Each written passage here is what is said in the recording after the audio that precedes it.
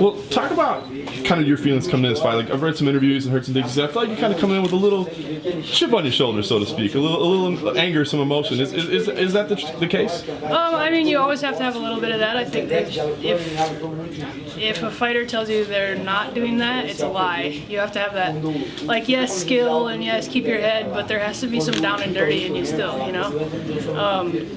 But I actually think I'm coming in with less emotion than I normally am. I think I have, this is funny, I think I've tapped into like the dark side of me a little bit more in training camp and things like that, but I think overall, my overall feelings about the fight, I don't harbor any ill will towards Amanda like I have for some other opponents. I'm coming in a lot more relaxed, I feel like, actually. So we'll see how it works out, I guess, yeah. Right? Talk about, your UFC run so far. I know you probably haven't accomplished what you wanted to accomplish. You're a veteran of sport. Where do you feel like you're at in relation to where you wanted to be, and what's it going to take to get to the next level? I feel like it's such a cliche thing, but I feel like I still, as long as I've been doing this, I still haven't had my perfect fight. I'm still learning new things in the gym. I'm still learning new things about the sport, and I think the day that stops happening is the day you're done fighting. So there's that to be said. Of course, I've said at the beginning of this, I think I need a UFC win for the movie version of this, right? Like, I was fighting at these shows in a barn in the Midwest in front of 50 people, and now to this, and I'm still active. I'm like the only fighter left from that time that's still active, and I believe still competitive. So there is some stuff to be done, and because I'm still learning and because I'm still excited about it, I know I'm not done yet. Can you talk about the matchup itself, how you think those games match up together? Well, I think we're each other's kryptonite. I think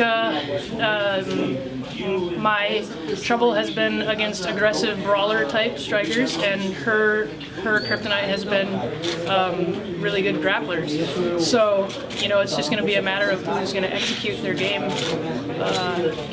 Not even first, not even the most, but who's going to execute their game last, because whoever's doing that is going to be the one that wins. Do you feel like your back's against the wall here, that this is a must-win type situation for you? It's nice to say that, and it's nice to write in all the articles and everything, but the real truth of the matter is next week you guys are all going to be writing about the next card. And I think that's the thing I've come to realize and accept is I have to do this for me.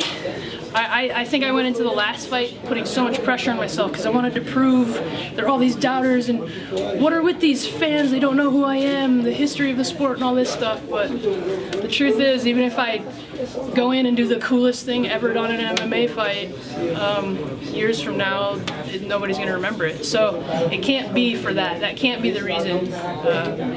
So I've said it before.